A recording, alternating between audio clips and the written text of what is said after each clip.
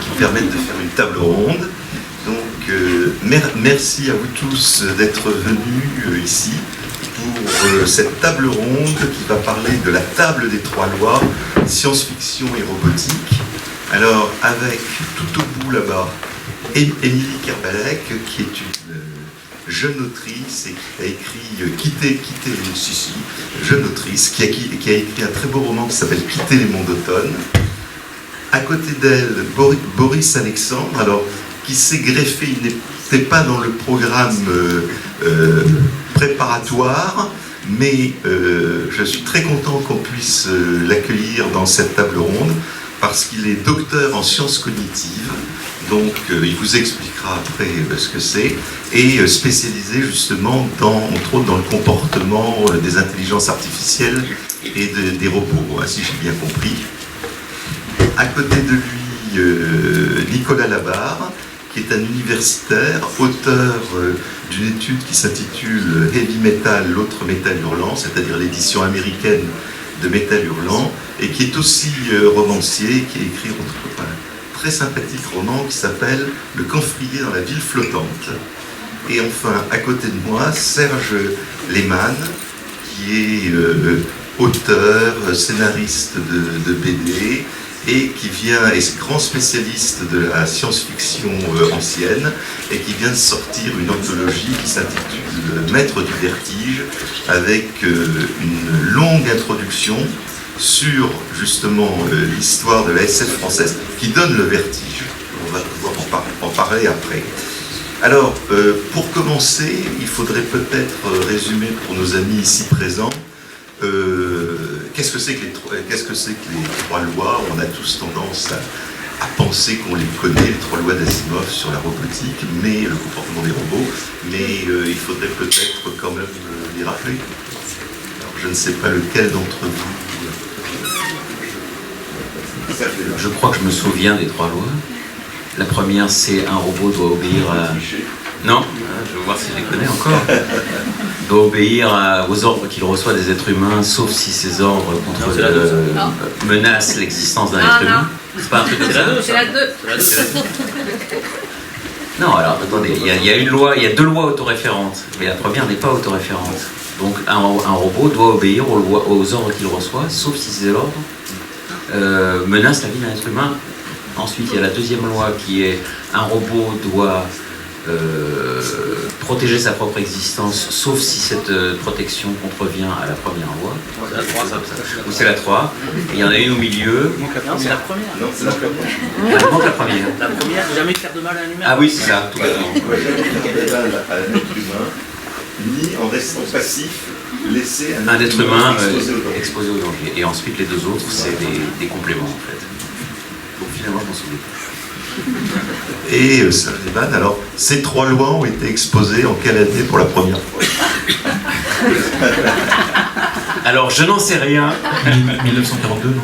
Voilà, 1942. 42, et ça doit être une conception de John Campbell suggérée à Isaac Asimov, en fait. Si je me souviens bien de l'histoire, c'est Campbell qui avait fait une sorte de brainstorm avec Asimov, ou qui avait réfléchi de son côté, et quand Asimov lui ont parlé du projet de faire une histoire de robot, Campbell a dit, qui était rédacteur en chef de Astronomy, a dit à Asimov, part de ces trois lois logiques, c'est elles qui sont les plus riches de développement inattendu.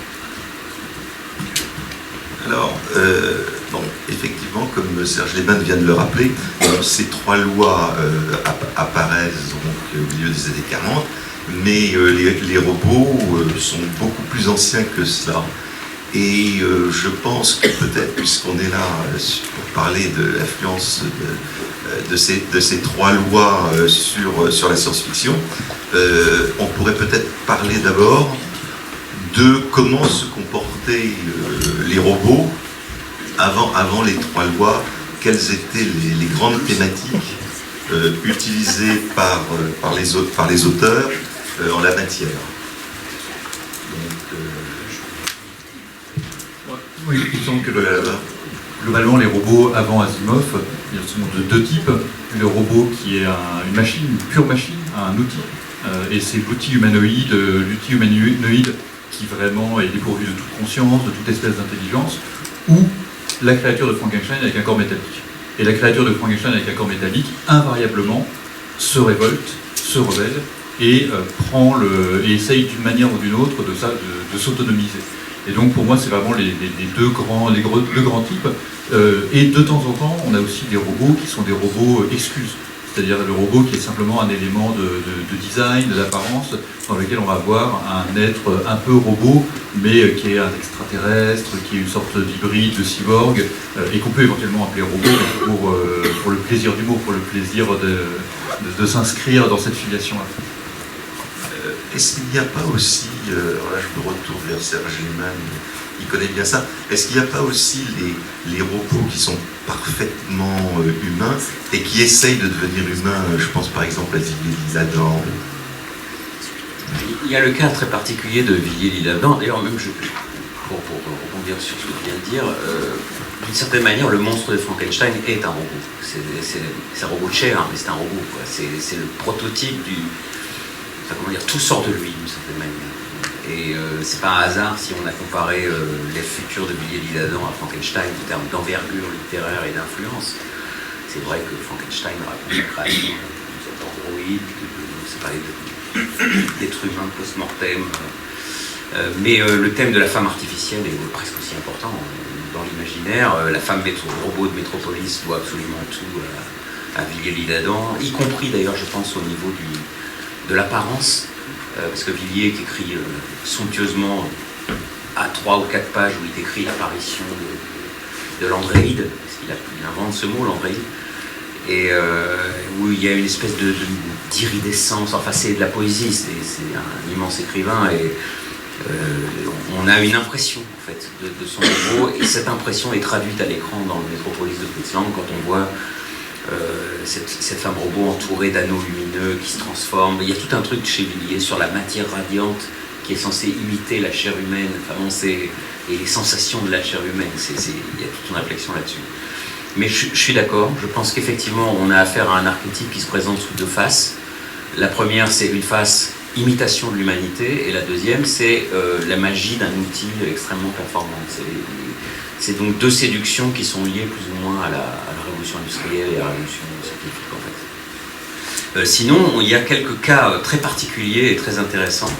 En particulier, un auteur américain qui avait été redécouvert par un historien de la SF américaine, Sam Moskowitz, dans les années 80, un auteur appelé Edward Page Mitchell. Moskowitz est un historien de la science-fiction américaine très nationaliste, et qui voulait absolument prouver que la SF était née aux États-Unis, que tout s'était passé aux États-Unis, que Jules Verne avait piqué des trucs aux Américains. Il voulait absolument rien entendre, et donc il avait trouvé en France des réponses avec Versin et Van Herk qui lui répondaient exactement sur le même ton de l'autre côté de l'Atlantique en disant non, c'est chez nous que ça s'est passé. C'est très amusant. Mais Moskowitz a fait des travaux et des recherches sur les vieux auteurs de SF américains passionnants. Il a découvert une école américaine de SF dans les années 1880 à Ouest, à San Francisco, à laquelle a brièvement participé Robert Louis Stevenson, ce qui est une histoire absolument passionnante. Et il a découvert sur la côte Est un auteur, Edward Page Mitchell, qui a publié sans mettre son nom d'auteur, comme on le faisait dans le Sun, grand journal populaire de New York, des dizaines d'histoires de science-fiction. Et il n'est pas complètement impossible que Wells ait pris dans certaines de ses nouvelles les sujets des grands romans qui l'ont rendu célèbre, y compris Le Voyage dans le temps, etc. Et dans ces nouvelles d'Edward Page Mitchell, qui doit dater de 1880 ou 90, il y a une nouvelle stupéfiante. Je crois qu'elle a été traduite en français. Alors, la traduction du titre anglais, c'est L'homme le plus capable de la Terre. C'est quelque chose comme ça, l'idée d'un génie. Où on raconte que sur la scène diplomatique de la fin du XIXe siècle, apparaît un type capable de... on ne sait pas trop, il vient d'Europe de l'Est, capable ou de Russie, de concilier les contraires, de rapprocher des vues antagonistes, donc il évite des guerres, et il circule dans les grandes et sociétés européennes, et c'est une sorte de prodige. Il est toujours accompagné d'un valet ou d'un secrétaire, et donc il y a un journaliste qui le suit chez lui à son hôtel après une conférence particulièrement brillante, et qui arrive à observer ce qui se passe dans son appartement, et il voit le valet ouvrir la tête de l'homme et en sortir une petite machine de Babbage. Alors la machine de Babbage, c'est l'ancêtre des ordinateurs et des calculateurs. Et cette nouvelle, quand on réalise qu'elle a été écrite en 1890, on a quand même un choc. parce que ce thème du calculateur, en plus, il n'y avait pas du tout d'association entre puissance de calcul et comportement des robots au 19e siècle. C'est deux choses complètement différentes. Je ne sais plus comment ils engramment, comment les auteurs ou les théoriciens imaginent le stockage des instructions, ou ce que pourrait être le support d'une activité consciente ou pseudo-consciente, mais ils font jamais référence à des choses qui ressembleraient à des calculateurs ou à des proto-ordinateurs, sauf cette nouvelle, où on voit un homme dévisser sa tête et en sortir un petit calculateur de Babbage, et c'est censé expliquer pourquoi c'est l'homme qui est capable de la télé. Donc ça veut dire qu'il y avait quand même, dès la fin du 19e siècle, déjà des intuitions sur ce que la puissance de calcul, la mécanique pourrait apporter de nouveau, et même couper l'histoire humaine en deux d'une certaine manière, en allant bien au-delà des automates de Vaucanson et des fantasmes, disons, que pouvait exprimer Marie Shelley ou Villiers, et en réfléchissant pour la première fois profondément à ce que serait, aux conditions matérielles qui seraient exigées par la simulation du comportement humain. Et je pense que c'est intéressant que ça arrive dès 1890 aux États-Unis. Pardon, j'ai dit. Non, c'était très intéressant. Et alors, moi, il y a une autre chose aussi dont il me semble qu'il faudrait parler, qui explique peut-être pourquoi Asimov se met à conceptualiser, à formaliser les lois de programmation du comportement des robots. C'est le thème très prégnant, souvent, de la révolte des robots, la révolte des machines, et ça commence là aussi très tôt, puisque Ignis, voilà.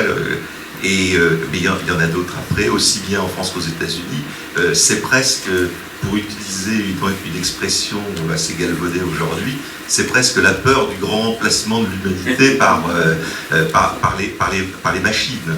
Donc ça me semble aussi un thème qui est assez important dans la science-fiction jusque de l'avant-guerre. Sur Ignis, je peux poursuivre, parce qu'on commence par l'archéologie. Ignis, c'est un roman qui est paru en feuilleton dans la presse parisienne de la fin du 19e siècle, en 1883, je crois qu'il est accompli. C'est un roman qui est paru d'abord sans nom d'auteur et qui a été récompensé à l'Académie française, il a eu un prix. Et c'est un roman absolument extraordinaire, un très grand classique de la science-fiction, pas seulement française, mais mondiale. C'est une parodie de Jules Verne, c'est l'histoire d'une société qui se constitue exactement comme dans de la Terre à la Lune. Jules Verne imagine que le Gun Club, le club des amateurs de canons, fabrique un canon géant pour envoyer un obus sur la Lune. Là, on a une société qui décide de creuser un puits géothermique planétaire capable de récupérer la chaleur au centre de la Terre. Et donc, on construit une société qui va elle-même construire une ville, Industria, qui a pour but de forer ce puits gigantesque. Et pour faire le travail, on crée des machines qui s'appellent des atmophytes, des hommes vapeurs. Alors, rien que le néologisme est vraiment très bien choisi, il est très bien trouvé, il sonne encore moderne aujourd'hui. Les atmophytes, on pourrait encore l'utiliser. Et en fait, ces atmophytes, au bout d'un moment, se révoltent. Et il y a une scène, alors en plus l'auteur est un virtuose et il y a un petit doute sur son identité. Donc l'auteur est un virtuose des lettres, donc il y a 3-4 pages sur la révolte des atmophytes qui sortent du puits comme ça et qui commencent à envahir Industria. C'est 1883. Donc c'est un thème très ancien. Et je pense que tu as raison, c'est un thème qui est lancé par Frankenstein en fait. C'est l'idée que la créature construite par l'homme se révolte contre l'homme. Mais je pense que c'est un thème qui est le miroir de la révolte contre les religions de la fin du 18e, 19e siècle. C'est-à-dire le monstre de Frankenstein se révolte contre ses créateurs de la même manière que l'homme se révolte contre Dieu et proclame son indépendance et sa liberté. Oui, de toute façon, Frankenstein, c'est le Prométhée moderne. Exactement, le Prométhée moderne. C'est un voleur de feu.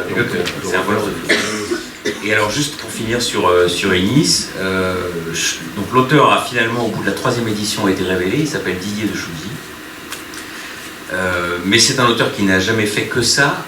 Et il y a quand même des doutes sur le fait qu'il aurait pu servir de prête-nom à un ami de Villiers-Adam, Charles Cros, grand poète, inventeur du télégraphe sans fil, inventeur d'un procédé de photographie en couleur, l'Edison français, qui s'est fait plus ou moins avoir dans le dépôt des brevets du phonographe qu'il appelait Non. Paléophone. Il a fait des dons à l'humanité.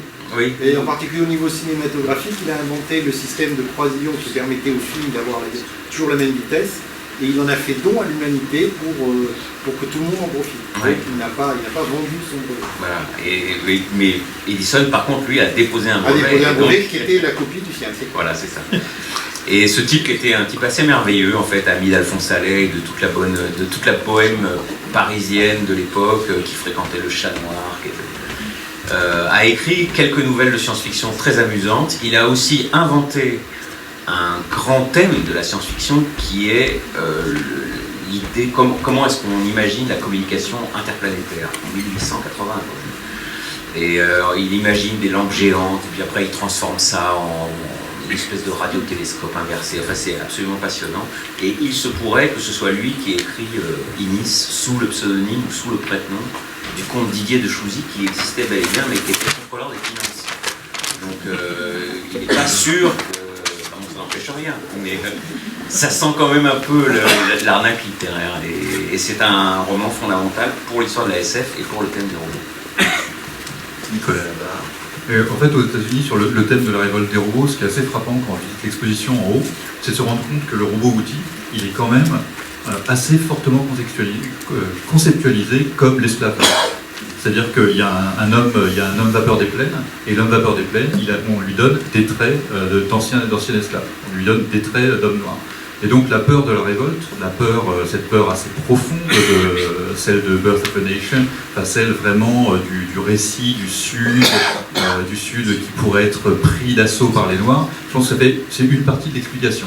Et aux États-Unis, se dire finalement la question d'une guerre autour de l'esclavage, d'une guerre autour des esclaves, c'est une question qui est encore très très vivante. Enfin, c'est-à-dire que quand on est à la moitié du XXe siècle, c'est encore de la mémoire vivante. C'est encore pendant le New Deal, on a enregistré les mémoires des anciens esclaves qui étaient encore vivants. Donc une nouvelle fois, c'est une mémoire très vive. Et puis il y a un autre point qui me semble vraiment important quand Asimov conceptualise les lois, c'est que finalement ça nous dit qu'il y a une communauté de lecteurs de science-fiction. Parce que c'est en fait une opération un peu méta. C'est une opération dans laquelle on dit bien, finalement, il y a un récit dominant. C'est le récit de la révolte des robots. Ce récit, il a été raconté tellement de fois qu'on peut plus se permettre de le prendre comme ça, de le prendre au premier degré quand on est lecteur de science-fiction, quand on est amateur de science-fiction. Alors on va itérer ce récit-là et on va dire comment est-ce qu'on pourrait résoudre ce problème-là? Comment est-ce qu'on pourrait proposer d'autres récits? Et il me semble que c'est très frappant de voir que finalement ça se produit donc à un moment où la science-fiction est constituée comme genre. Elle a ses revues, elle a ses lecteurs, elle a ses fans. Et donc on parle déjà à des gens qui sont familiers, qui ont lu les récits au premier degré, dans la culture populaire un peu partout, et qui ont envie d'autre chose. Et sur la fortune des trois lois, il me semble assez frappant, c'est les trois lois, donc c'est 42, moi j'ai retenu que c'était 40, mais je m'en remets entièrement à vous. Finalement, la fortune des trois lois, c'est plutôt les années 50. Et pourquoi est-ce que c'est les années 50 ? Tout simplement parce que les années 50, c'est le moment où les robots sont dans la vie quotidienne américaine. C'est-à-dire c'est la grande peur de l'automatisation, c'est la grande peur et les grandes promesses des cuisines automatiques. General Motors qui montre une cuisine du futur avec un robot aspirateur. C'est-à-dire que c'est le moment où on est passé de la culture populaire à la promesse du lendemain. On est passé vous voyez des croquis, des belles illustrations de robots dans les revues populaires scientifiques, en plus de les voir en science-fiction. Mais là, soudain, c'est le moment où la société entière va être transformée par le robot. Et donc la question du comment fait-on pour pas être mangé par la machine, elle cesse d'être une question théorique et elle devient une question sociétale très très pratique. Et il y a une énorme angoisse notamment de l'idée que les femmes au foyer vont devenir des sortes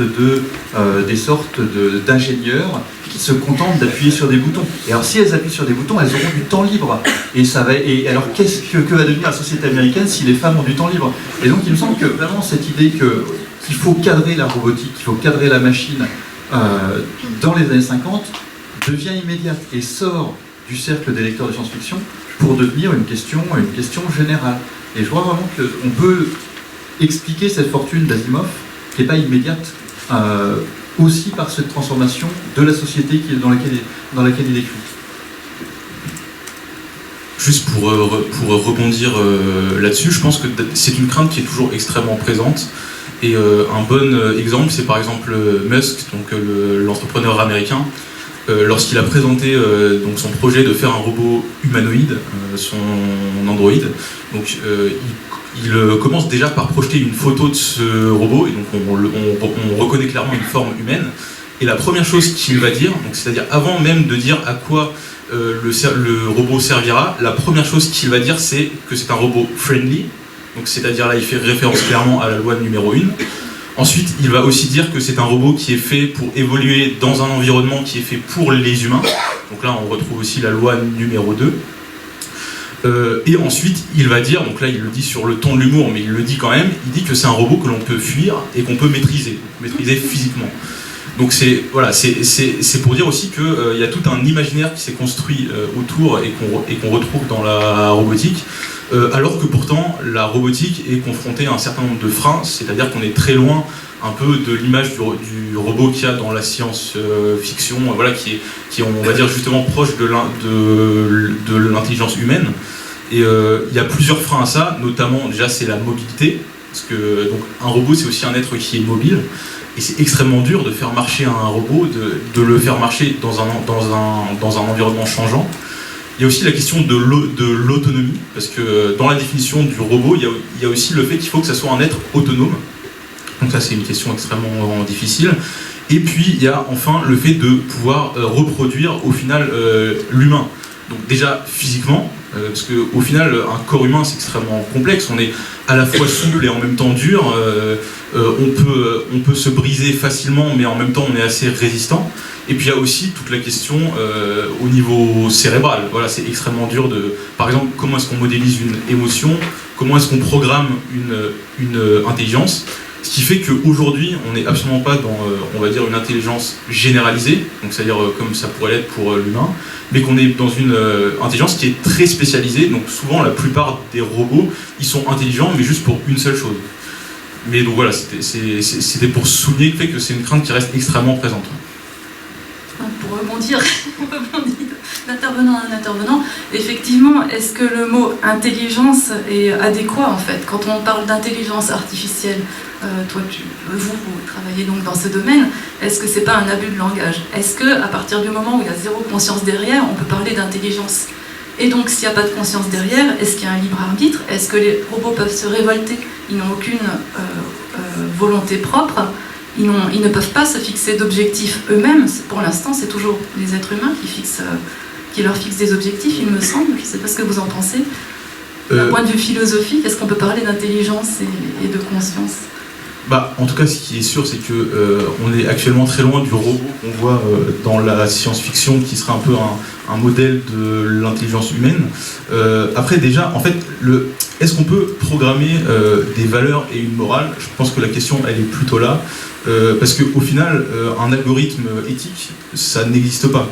Le robot, lui, il lit juste des chiffres, il lit des informations froides, il va suivre une suite d'informations logiques. Et donc la question de la morale ne se pose pas pour un algorithme. Par contre, elle se pose pour la question de celui ou celle qui programme derrière. Je pense que le débat se déporte plutôt sur ce sujet-là. Voilà, comment est-ce qu'on peut former les gens pour programmer de manière éthique? Et c'est là que la table des trois lois, en fait, elle est toujours d'actualité, parce que c'est vraiment des questions qu'il faut se poser. Qu'est-ce qu'on veut faire avec ces outils qui sont extrêmement puissants et sophistiqués? En même temps, Émilie Kerbalek, moi j'allais justement vous poser la question, parce que cette question que vous venez de poser, c'est celle que j'allais vous poser. Parce que vous-même, vous avez apporté une réponse à ça dans une de vos nouvelles, pour une simple étincelle d'amour. Vous répondez vous-même à la question, comment est-ce que le robot est une machine esclave, mais comment est-ce qu'elle accède à la conscience et au libre arbitre? Donc vous pouvez peut-être nous en parler, parce que vous-même vous avez apporté la réponse. Alors si je savais dire comment, je pense que je serais prix Nobel de je sais pas quoi. Mais non, c'est une question qui est amusante, mais en fait c'est du pur fantasme. Je crois qu'on reprend des archétypes, c'est un mythe en fait. Donc dans cette histoire, effectivement, ça se passe, le contexte, ça se passe en 2080, quelque chose comme ça, et la recherche en intelligence artificielle et deep machine learning, tout ça, a été cadrée et réglementée sur Terre suite à la prise de pouvoir justement d'armes stratégiques par une IA. Est-ce que ça va se produire un jour? Ça, on ne sait pas. Et donc ça se passe sur Mars, où là les choses sont un peu plus déréglementées, et on est un petit peu après la singularité, c'est-à-dire qu'on a une intelligence, on a un robot qui est doté d'intelligence, qui est conscient, mais qui n'éprouve aucune émotion, et toute l'histoire raconte comment elle accède à l'émotion humaine et ce qu'elle va en faire ensuite. Alors, maintenant, pour rebondir un petit peu sur ce que vous disiez, effectivement, Boris Alexandre, bon, maintenant, les trois lois, la différence entre éthique et morale, alors vous travaillez justement dans le comportement des robots et des intelligences artificielles. Donc, quelle a été l'influence des trois lois, s'il y en a une, sur les concepteurs et les programmeurs actuels? Déjà, je travaille pas précisément sur le comportement des robots, mais plutôt sur les interactions entre l'utilisateur et une interface de type robot, mais pas seulement ça. Ça peut être tous les outils numériques. Et donc je ne programme pas de robot. Donc je vais déjà préciser ça. Ensuite, je pense que il y a plutôt une non-influence des lois sur la programmation, dans le sens où, au final, si on reprend les trois lois, on a une idée d'un robot qui est responsable, d'un robot qui est protecteur, et d'un robot qui est en quelque sorte bienveillant. Donc on a des valeurs de type bien-être liées à l'humain et à la protection de l'humain. Or, un robot, actuellement, il est produit pour son utilité. Donc, en quelque sorte, quand l'industrie robotique fait un robot, elle ne se préoccupe absolument pas du bien-être humain.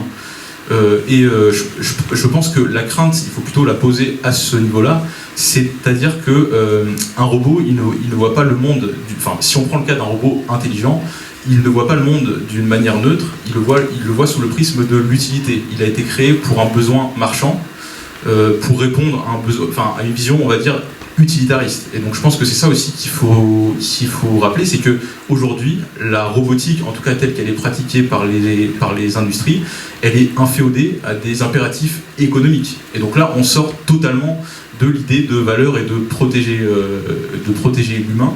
Et donc je pense qu'il y a une non-influence, parce qu'aujourd'hui, quand on crée un robot, en quelque sorte, on s'en fiche de savoir en face l'humain, voilà. On le crée pour un but précis et pour une utilité. Donc c'est aussi pour ça que c'est important de ne pas laisser la robotique juste aux mains des industriels et du secteur privé, et que c'est important que la robotique soit aussi pratiquée dans la recherche par des amateurs, aussi dans la littérature, dans la science-fiction, parce que ça permet aussi d'autres manières de réinventer ça. Et donc, pour conclure, je pense qu'aujourd'hui, il y a une influence des trois lois dans l'imaginaire, c'est-à-dire que quand on présente un robot, on essaie un peu de rassurer les gens pour dire que non, le robot ne va pas vous remplacer, non, le robot ne va pas vous tuer, ok. Mais sinon, pour ce qui est de la programmation pure, là, on est juste sous un prisme, on va dire, utilitaire. On programme un robot pour qu'il nous rapporte des sous. Sinon, le robot ne serait pas créé. Et donc, je pense que c'est aussi pour ça qu'il y a une crainte qui, là, pour le coup, est légitime. Parce que du coup, la question qui se pose, c'est est-ce que ça, par contre, ça ne va pas changer notre représentation du monde? À force de voir le monde de manière ultra rationalisée, ultra froide, en termes de mathématiques, de chiffres, est-ce que ça ne va pas, au final, remplacer l'intuition humaine, remplacer la subjectivité? Là, par contre, je pense que c'est des questions légitimes qu'on peut poser et qui sont plus sérieuses que la crainte du robot qui va venir vous tuer chez vous. Cela dit, il y a quand même une grande partie de robots qui sont fabriqués pour l'armée. Et l'armée est un des grands donneurs d'ordre de fabrication robotique. Et là, par contre, tu fabriques des robots qui non seulement vont tuer des gens, parce que c'est l'objectif, mais avec une distinction très nette entre ceux qu'il faut tuer et ceux qu'il ne faut pas tuer. Donc là, les trois lois de la robotique, je peux te garantir qu'elles sont largement ignorées et oubliées. Et c'est important, parce que des robots, des drones tueurs, par exemple, il y en a en ce moment nombreux un peu partout. Et ce sont des choses, je connais un petit peu le sujet, on travaille avec Airbus, ça existe et c'est à des tas d'endroits. Et ce sont des robots dotés d'une intelligence de plus en plus affinée. Je voulais réagir à deux choses. La première, c'était sur la présentation par Musk de son robot humanoïde. C'est vrai qu'on est loin des robots humanoïdes, mais en même temps, on a tous vu, et ces images sont très frappantes, les démonstrations des prototypes de Hanson Robotics, qui sont ces robots qui sont capables de se circuler dans une pièce remplie d'obstacles, de soulever des valises, de courir, qui sont très impressionnants. C'est les premières fois qu'on voit ces films, on se dit c'est un effet spécial, quoi. C'est une simulation. Non, il y a vraiment une machine qui se déplace comme ça. Et je pense que c'est pas un hasard si on essaye de rassurer les gens, parce qu'en fait ces images sont assez terrifiantes. On imagine des centaines de machines comme ça sur un champ de bataille, il n'y aura plus de champ de bataille physique de ce type. Et on a tout à fait raison de dire qu'on tue en ce moment chaque jour des dizaines de personnes avec des robots volants, on comptait les guides.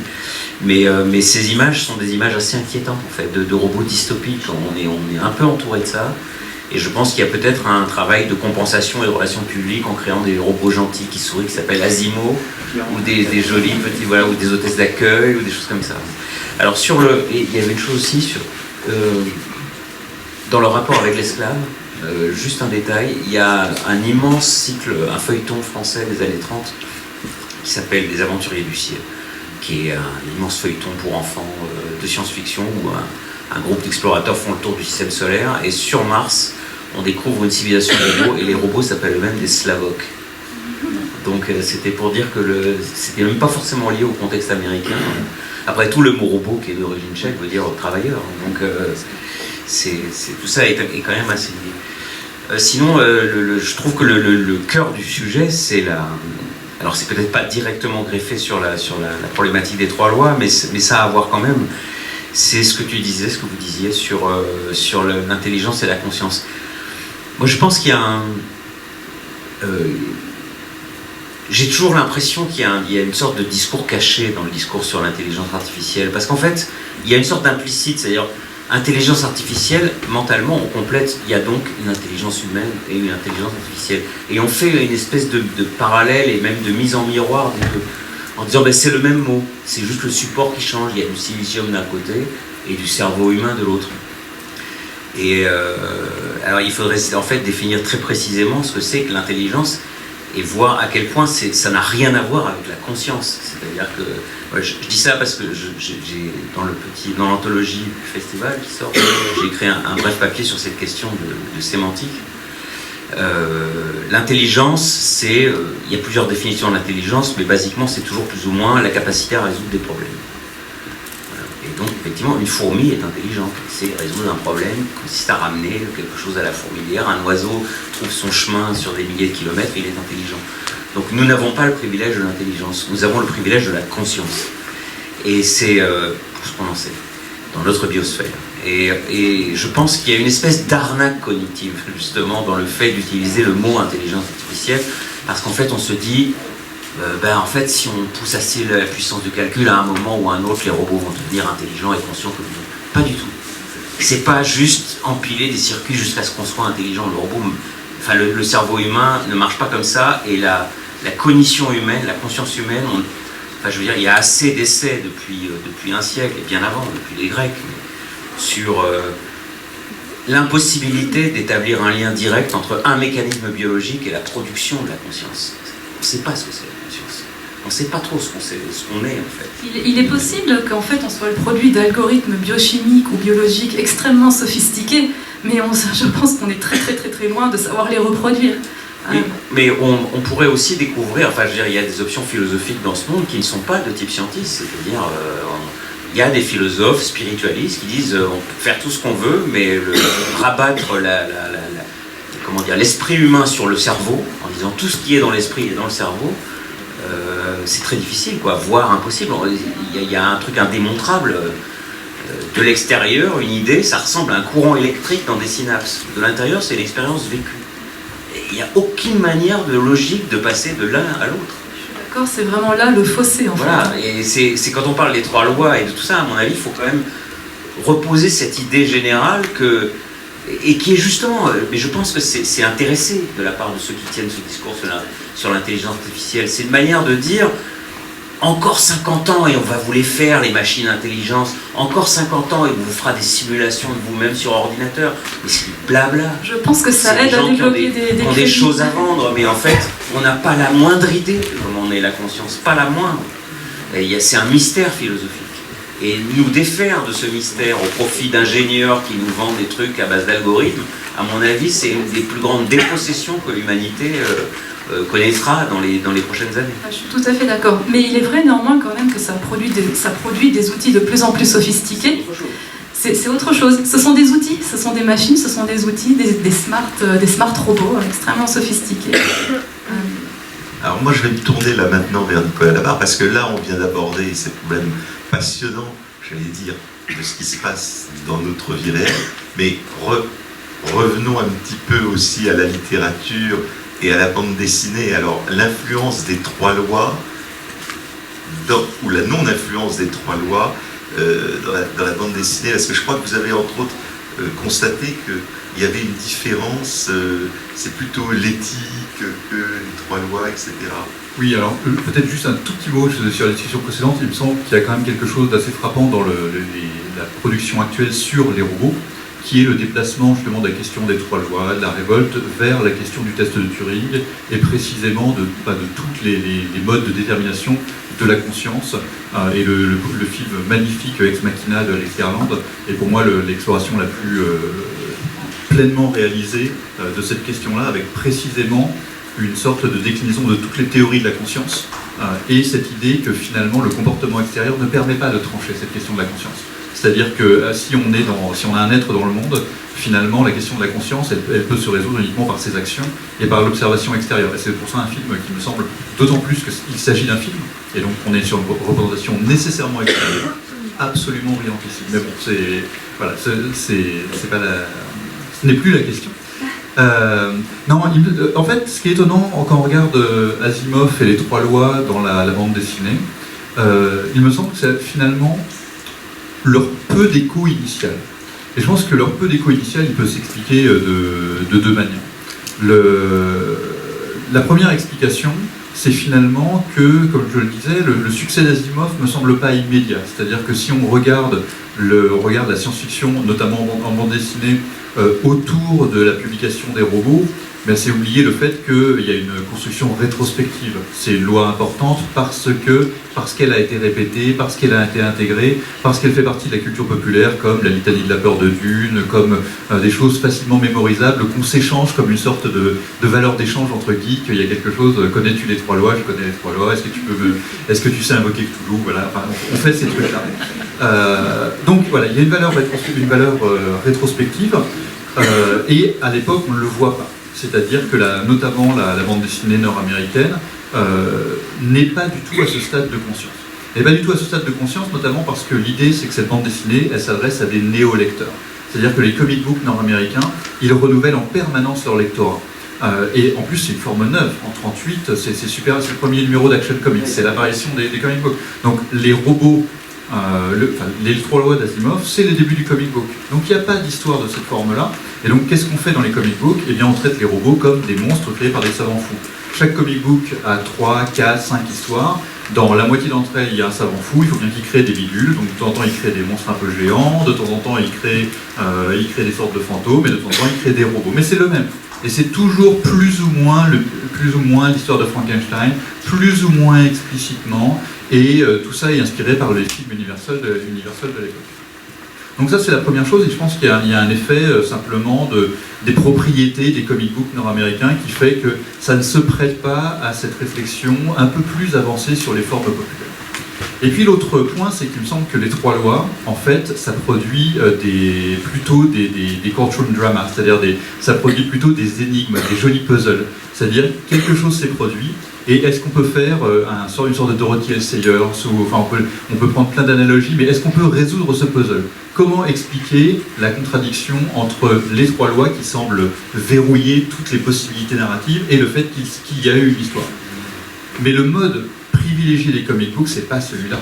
Le mode privilégié des comic books, c'est de raconter en 8 pages une histoire avec un début, une fin, un gentil et un méchant. Et donc, le robot, il a deux possibilités. Soit c'est le gentil. Et si c'est le gentil, tant qu'à faire, on va l'humaniser très rapidement. on va résoudre cette question du stockage, de tous ces bidules technologiques là. Non, c'est un être humain, il se trouve qu'il a une plaque de métal sur la poitrine, ben voilà, ça arrive à des gens bien. Ou bien, le robot c'est le méchant. Et si le robot c'est le méchant, eh bien il va se comporter comme un monstre typique, il va casser des trucs, éventuellement assassiner des gens, éventuellement prendre la place de quelqu'un. Mais finalement, il n'y a pas beaucoup de place pour un récit qui serait un récit de déduction, un récit d'investigation. Il y a très très peu de récits de ce type-là. Et le moment où le robot prend un tour un peu plus, est traité de manière un peu plus ambitieuse, où on voit les adaptations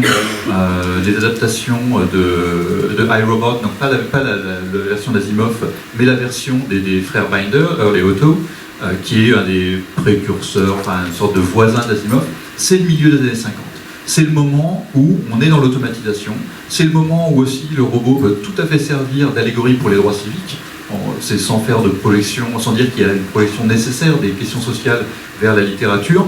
Il me semble très frappant que le grand récit de robot produit par les EC Comics, donc les EC Comics c'est la qualité dans les comic books nord-américains des années 50 à bien des égards. C'est eux qui vont bien payer leurs auteurs, les reconnaître. Enfin, le grand récit, c'est Judgment Day. Judgment Day, c'est le récit d'un astronaute qui vient visiter une civilisation de robots.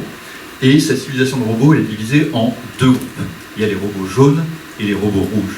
Et les robots jaunes oppressent les robots rouges. Ce sont les mêmes robots, ils sont absolument identiques. Et donc, l'astronaute humain est envoyé par la Terre, je crois, ou une civilisation galactique pour enquêter. Et à la fin, il leur dit, ben non, c'est pas possible, vous ne pouvez pas fonctionner de cette manière-là. Et dans la dernière case, il enlève son casque et il est noir. Et c'est un récit qui est republié, qui est publié en 52, qui est republié en 55. Et donc c'est l'idée que les robots servent évidemment d'allégorie de l'espace domestique d'une part, dans les nouvelles draperies et ailleurs, mais dans ce cas-là, de l'allégorie des questions raciales aux États-Unis, et bien voilà, là on est sur ce moment où on a une cohérence. Mais ça se fait un peu sans Asimov, parce qu'il n'y a pas tellement finalement, et c'est très étonnant quand on regarde. Moi j'ai regardé les bases de données en me disant finalement j'ai dû rater des choses, c'est impossible de lire toute la SF de bande dessinée. Il n'y en a pas, ou il y en a peu, d'intersection avec Asimov, comme si la BD nord-américaine s'était emparée de divers auteurs, mais pas d'Asimov, ou dit du moins pas à ce moment-là. Plutôt dans la génération suivante, quand on a des générations de fans écrivains qui, eux, ont déjà cette culture privilégiée de la science-fiction et sont des gens qui sont en prise avec le fandom de SF. Mais pas dans les années 40, pas dans les années 50. D'accord. Alors là, on a jusqu'à maintenant beaucoup abordé les trois lois, mais finalement, il y en a une qu'on a tendance à oublier et qui s'est rajoutée un petit peu plus tard, c'est la loi 0. Donc, l'un d'entre vous veut-il en parler? Eh bien, il me semble, pour me corriger si je dis des bêtises, il me semble que c'est parce qu'en fait, les trois lois avaient leurs limites, ça créait des situations un petit peu paradoxales, notamment la première loi qui disait qu'il fallait protéger la vie d'un être humain. Est-ce qu'il s'agissait de protéger une personne ou est-ce qu'il s'agissait de protéger l'espèce humaine en général? Et donc il me semble qu'il a rajouté cette loi après coup, justement pour résoudre un peu ce dilemme. Donc c'est la loi 0, je crois. Oui. Voilà. Et donc un robot est censé protéger l'espèce humaine en général. Et donc quand il doit faire des choix, et bien donc il va faire le choix qui peut potentiellement sacrifier un individu, mais sauver plusieurs individus. Il me semble que c'est né de ça. Oui, et ça me permet du coup de rebondir aussi sur la remarque qui avait été faite du coup sur les drones, parce que là c'est un très très bon exemple. C'est l'application de cette loi dans la vie réelle. C'est voilà, typiquement si on a un robot drone qui tue un djihadiste, en théorie il va contre la loi numéro 1, mais si ce djihadiste ensuite allait tuer 2 ou 3 personnes, et donc là il vaut mieux sauver le grand groupe que le groupe, que l'humain seul. Ensuite, c'est vrai que du coup, ça pose des questions de la définition des mots. C'est quoi un humain? C'est quoi un humain qui a de la valeur? Parce que, pour reprendre encore une fois l'exemple des drones, si vous demandez à un général américain, il n'aura pas la même réponse que si vous demandez à un général iranien ou irakien. Donc ça, c'est aussi super important. C'est que nos vies sont dirigées par des normes morales dont on n'a pas toujours conscience. Donc c'est ça, il y a une première question à se poser sur ces sujets-là, et même des des mots qui nous paraissent très simples, ils sont en réalité très durs à définir et donc du coup à retranscrire en termes mathématiques. Par exemple, le mot humain, c'est quoi un humain? C'est pas aussi simple que ça. Est-ce qu'un, je sais pas, est-ce qu'un fœtus de 3 semaines, c'est un humain ou pas? Tout le monde n'aura pas la même réponse. Est-ce que un humain pendant l'Antiquité, c'est pas la même définition que maintenant? Et est-ce qu'on a envie, par exemple, de se fier à la définition, par exemple, de l'industrie américaine ou de l'industrie chinoise, ou russe, ou française? Voilà, on peut aussi mettre des doutes là-dessus. Donc c'est pour dire que derrière la projection de ces lois en termes de programmation, il se pose encore une fois des problèmes de définition des mots qui ne sont pas aussi simples que ça, quoi. Parfois, on a des dilemmes insolubles, ne serait-ce que pour la voiture autonome, en fait. C'est une voiture autonome, supposons qu'elle ait à faire le choix, enfin vous connaissez bien les difficultés que ça pose, c'est insoluble en fait. La voiture elle est censée donc protéger son conducteur, j'imagine que c'est comme ça qu'elles sont vendues avec des critères de sécurité, mais si elle se retrouve sur la route et qu'elle doit freiner brutalement, je sais pas, parce qu'il y a une femme qui traverse la rue avec une poussette, mais qu'en freinant elle met en danger le conducteur, quel choix doit-elle faire? C'est insoluble, je vois pas comment... Je crois que ça a été résolu par Mercedes, qui a dit nous on tue ceux qui sont dehors et on sauve ceux qui sont dedans. Bah, c'est cool. Donc, encore une fois, on revient aussi au problème justement des impératifs économiques, parce que là du coup c'est pas du tout les mêmes valeurs morales. Juste un mot sur l'héritage science-fictif des 3 lois. Il y a alors est-ce un robot? D'une certaine manière, oui. Il y a quand même une très grande figure, disons, de personnage inanimé, machine, hanté par un problème de type 3 lois, c'est HAL dans 2001. C'est-à-dire que ce que vous décriviez, c'est très juste, les histoires d'Asimov sont des histoires de détection, en fait, à l'ancienne, où on explore les paradoxes linguistiques et logiques provoqués par les 3 lois, créer des cas particuliers qui sont des mystères qu'on peut résoudre logiquement. Mais dans 2001, il y a quelque chose de cet ordre. Mais il y a une instruction en plus, et c'est d'autant plus intéressant que Clarke et Asimov se chamaillaient, et se sont chamaillés toute leur vie pour savoir qui était le plus grand écrivain de science-fiction. Et ils s'étaient plus ou moins mis d'accord en disant il y en a un qui est numéro 1 dans une catégorie et 2 dans l'autre, et puis l'autre est 2 dans une catégorie et 1 dans l'autre. Et donc ils se tirent un peu la bourre, quoi. Et je pense que dans 2001, la folie de HAL, qui est inexplicable, parce que HAL présente toutes les garanties de sécurité, on ne fait jamais référence aux 3 lois, mais il est évident qu'il a une bride programmatique qui l'empêche d'attaquer les astronautes, il est censé superviser le voyage, s'occuper de toute la vie biologique à bord du vaisseau. C'est le contact avec quelque chose de totalement extraordinaire qui le fait disjoncter au sens propre. Et d'une certaine manière, c'est peut-être un aspect du robot, de la figure du robot qu'on devrait souligner régulièrement, parce que le robot nous sert à nous projeter, nous, à une époque donnée, sur des objets. C'est à projeter la problématique humaine sur des objets. Vous disiez tout à l'heure que finalement Asimov n'avait pas tant fait parler que ça tout de suite après l'invention des 3 lois, mais il y a des robots dont on se souvient juste après, qui sont les robots de Philippe K. Dick par exemple, qui sont des robots qui n'ont strictement aucune loi. C'est-à-dire le but de Dick quand il décrit des robots, et Dieu sait qu'il en décrit, en particulier dans Blade Runner, c'est pas du tout d'explorer les a priori logiques de programmation quoi. Son but à lui, c'est de dire qu'est-ce que c'est l'humain? C'est la bonté. Et donc si ma table de nuit robot est bonne avec moi, elle est peut-être plus humaine que ma femme qui dort dans le lit juste à côté, qui elle est une sorte de glaçon horrible. C'est ça qui... L'histoire de Dick, c'est ça, je préfère ma table de nuit à ma femme parce que ma table de nuit est plus humaine que ma femme. Et ça c'est un truc qui n'a rien à voir avec la théorie de la robotique ou de la théorie cognitive. C'est le robot utilisé comme miroir pour justement explorer la lisière humain-machine.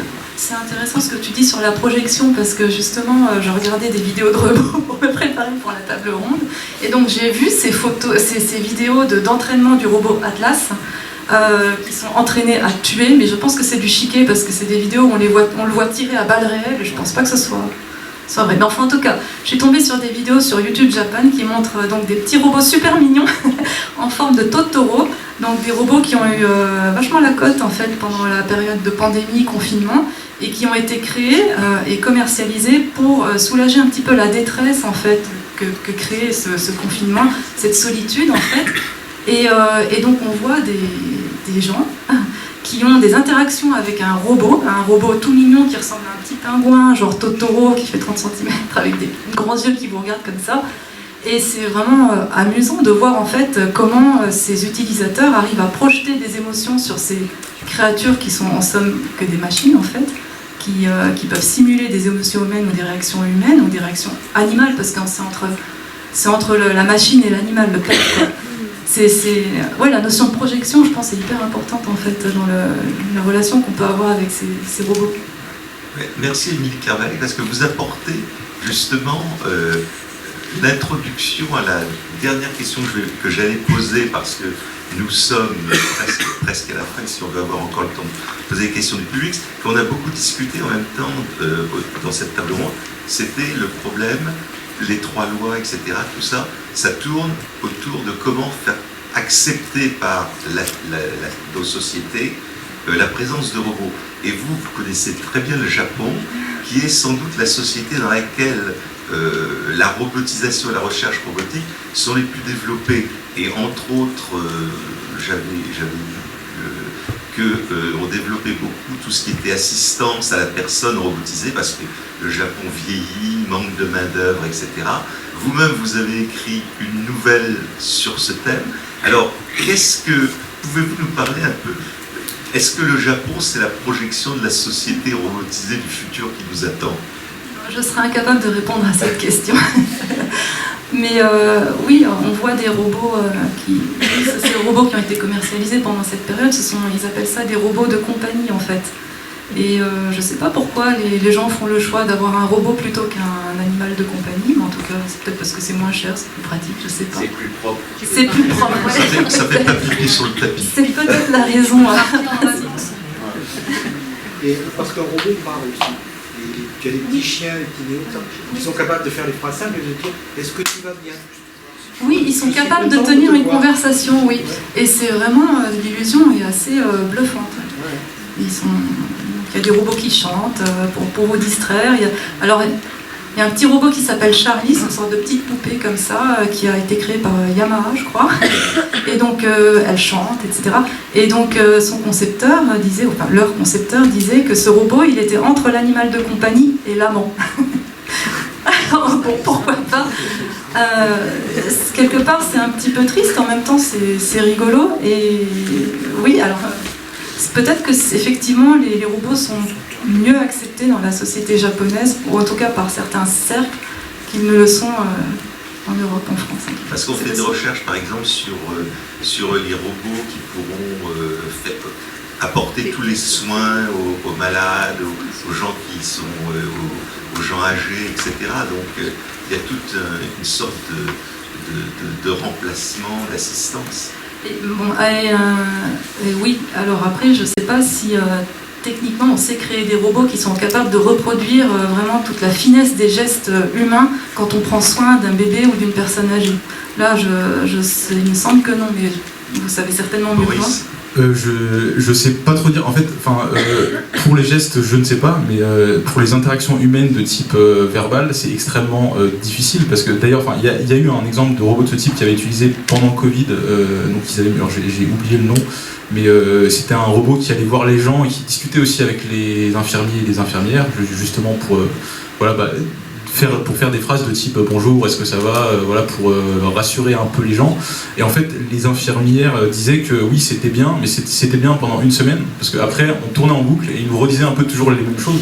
Et donc, c'est ça qui est extrêmement difficile, c'est de faire un robot qui soit situé dans son environnement et qui ait la même imagination, en gros, que l'humain. Et donc là, voilà, on retombe sur les questions qu'on citait aussi sur c'est quoi la conscience, c'est quoi la vraie intelligence, et donc là, on arrive bien à faire une illusion. Et je reviens aussi vers ce que vous aviez évoqué sur les robots tueurs, là, les robots marcheurs qu'on voit. Effectivement, on voit ces vidéos, c'est super impressionnant, ça fait très peur. Mais est-ce que c'est pas au final c'est une mise en scène, même c'est une illusion. Et je pense que, ça veut pas dire qu'ils ne font pas ce qu'ils font. Ils font vraiment ce qu'ils font. Mais on le voit dans le cadre d'une vidéo qui a été mise en scène. Et pareil pour les robots qui échangent et qui parlent, il faut prendre en compte en fait le long terme. C'est-à-dire, est-ce que voilà, si j'échange une ou deux phrases, effectivement je vais pouvoir dire ah ouais c'est comme un humain, mais la vraie question, et c'est ça qui importe, c'est si je lui parle pendant 5 heures, 10 heures, 15 heures, est-ce que là ça sera toujours un humain ou non, quoi. Là, je reprendrai la conclusion d'un bouquin que j'ai lu récemment sur l'intelligence artificielle. C'est Kai-Fu Lee qui a écrit ça. C'est un bouquin de vulgarisation super intéressant. Donc il expose un petit peu toutes les applications du machine learning et du deep learning, ce que ça va changer dans nos sociétés. Mais il arrive quand même à la conclusion dans son livre que, aussi sophistiquée que soit une intelligence artificielle, entre guillemets intelligence, elle ne remplacera jamais, à son sens, le lien humain. Le besoin émotionnel humain ne peut pas être comblé par une machine et une intelligence artificielle. Et pour le moment, effectivement, on sait imiter, on pourra peut-être imiter vraiment, être très très très très près de l'humain, mais c'est pas l'humain. Et du coup, il y a un manque, il y a quelque chose, il manque ça. Écoutez, je vois que l'heure a tourné très très vite. Je pense qu'il va falloir libérer, parce qu'il est déjà 15 heures, il va falloir libérer pour les suivants. Donc, on va rester sur la jolie conclusion que vient de nous fournir Émilie Kerbalek. Et merci à tous les quatre pour vos interventions.